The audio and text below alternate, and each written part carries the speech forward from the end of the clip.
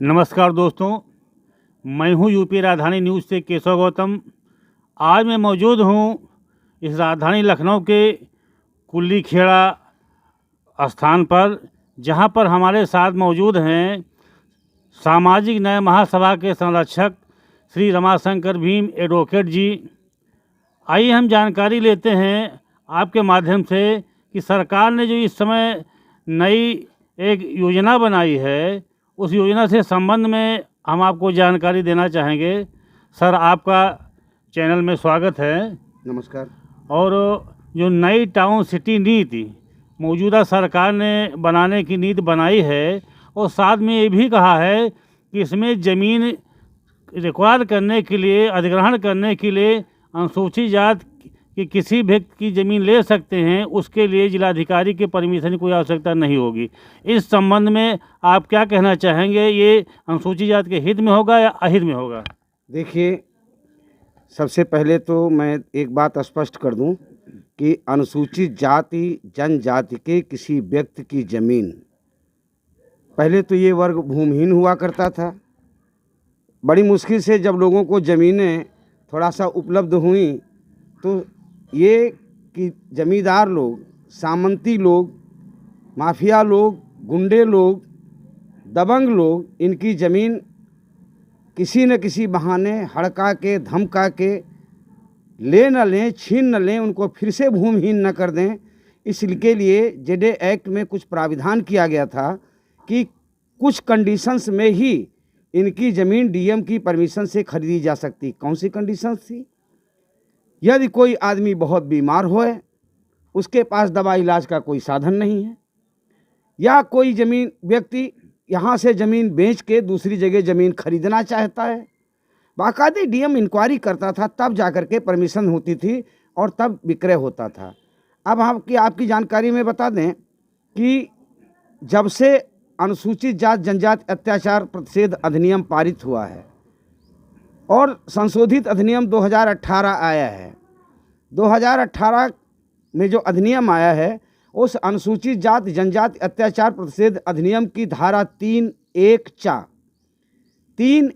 में प्राविधान है कि कोई भी व्यक्ति जो अनुसूचित जाति जनजाति का नहीं है, अनुसूचित जाति जनजाति के व्यक्ति की स्वामित्वाधीन उसकी काबिज या उसके लिए आवंटित या उसके आवंटन के लिए अधिसूचित भूमि पर कब्जा कर लेता है, उसके उपभोग में हस्तक्षेप करता है या उसे ट्रांसफ़र करा लेता है, तो वह व्यक्ति कम से कम 6 महीने के कारावास से, जिसे 5 साल तक बढ़ाया जा सकता है, और जुर्माने से भी दंडनीय होगा।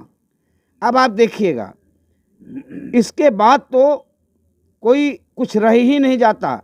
उस एक्ट में अगर ये प्राविधान किया गया होता कि डीएम की परमिशन से कोई व्यक्ति क्रय कर सकता है, अगर ये प्राविधान होता कि सरकार अपनी तरफ से लोक हित में क्रय कर सकती है, ऐसा कोई भी प्राविधान अनुसूचित जाति जनजाति अत्याचार प्रतिषेध अधिनियम के तहत नहीं है।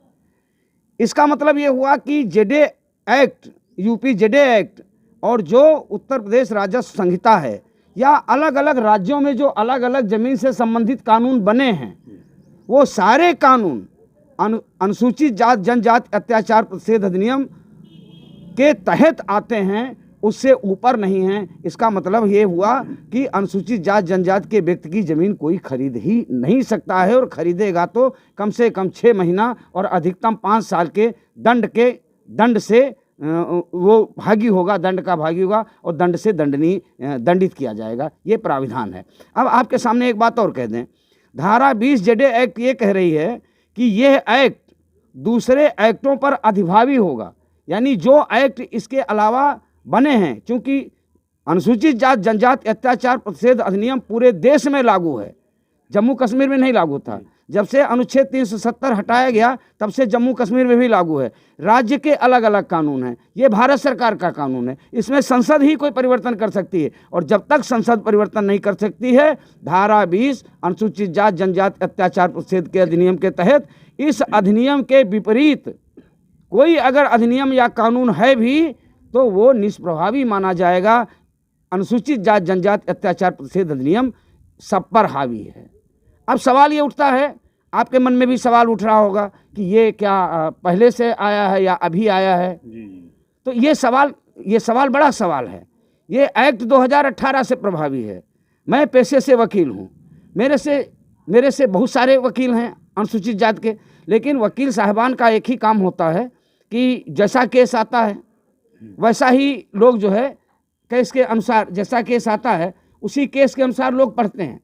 हम लोग समाज से जुड़े हुए हैं, हम लोगों को समाज की पीड़ा है, हम सामाजिक कार्यकर्ता हैं, समाज की सेवा हमारा पहला कर्तव्य है, समाज के लिए लड़ना हमारा पहला कर्तव्य है। वकालत पेट पालने का एक जरिया है, वकालत हमारे लिए कमाई का जरिया नहीं है। इसलिए हम लोग इसमें पूरे तौर से सक्रिय हैं और पूरे तौर से सजग हैं। अब आपके मूल प्रश्न पर आते हैं। मूल प्रश्न आपका यह है कि जो सरकार ने ये निर्णय पारित किया है या निर्णय लेने जा रही है, इस पर हम क्या कहेंगे?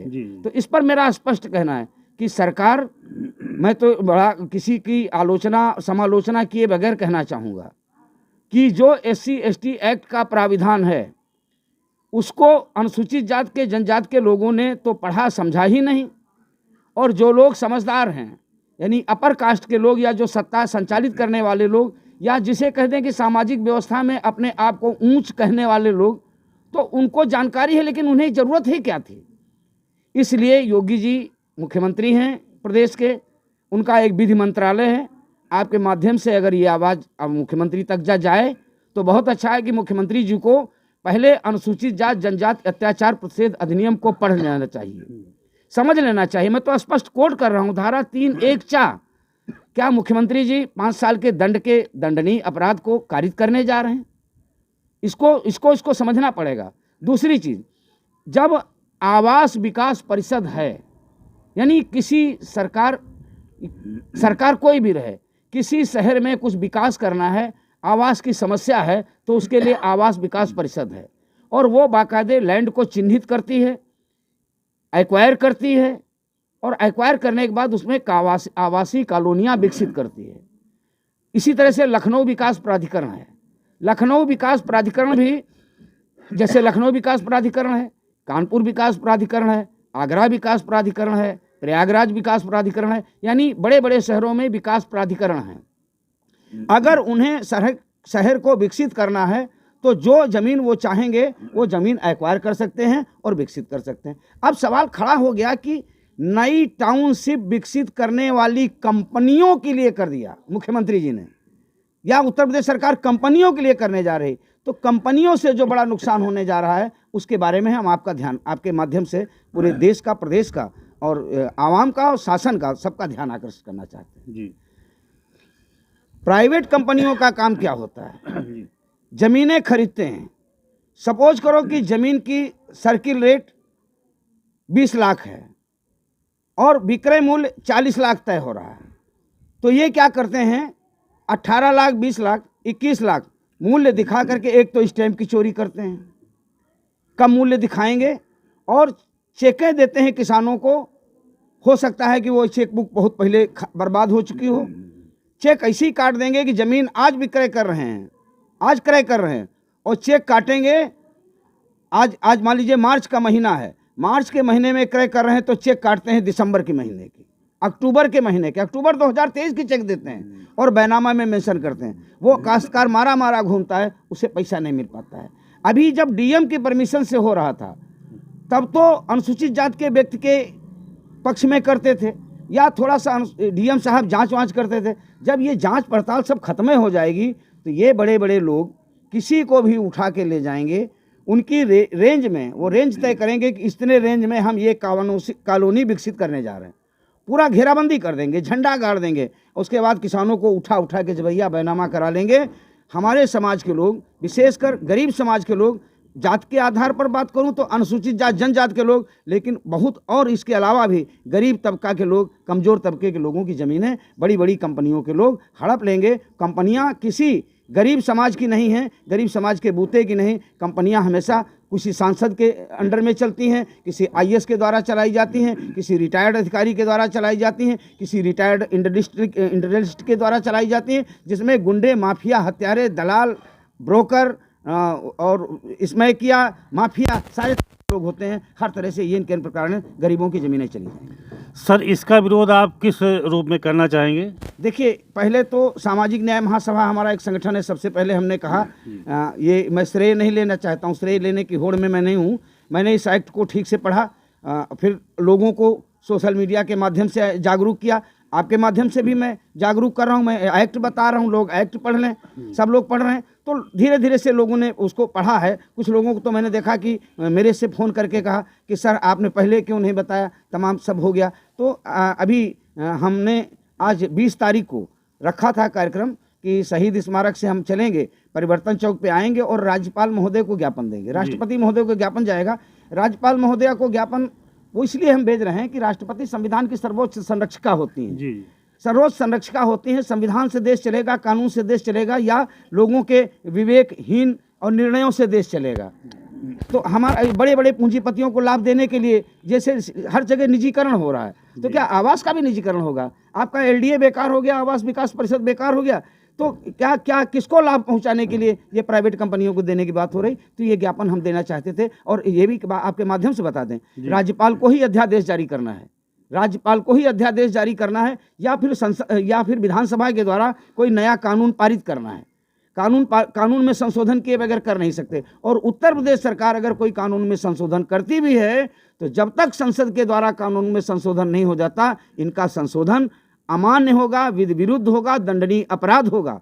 और यही हम राज्यपाल महोदय को, राष्ट्रपति महोदय से निर्देश दिलवाना चाहते हैं कि उत्तर प्रदेश सरकार इस तरह का कोई अगर संशोधन अध्यादेश लाती है तो राज्यपाल महोदय तो अध्यादेश जारी करें और ना ही किसी संशोधन को स्वीकृत करें। सर, हम चाहेंगे एक बार कम से कम जो आपका ज्ञापन का कार्यक्रम है, समय, तिथि और स्थान दोबारा रिपीट करें ताकि लोगों की जानकारी हो जाए। देखिए, हम 24 तारीख को 20 तारीख को करना चाहते थे, मौसम खराब था, इसको रिपीट, इसलिए लोगों ने सलाह दिया कि इसको थोड़ा सा इंक्रीज कर दिया जाए, बढ़ा दिया जाए। अभी हमने वेदर चेक किया मोबाइल पे तो पता चला कि अभी इस समय पानी को दिखा रहा था।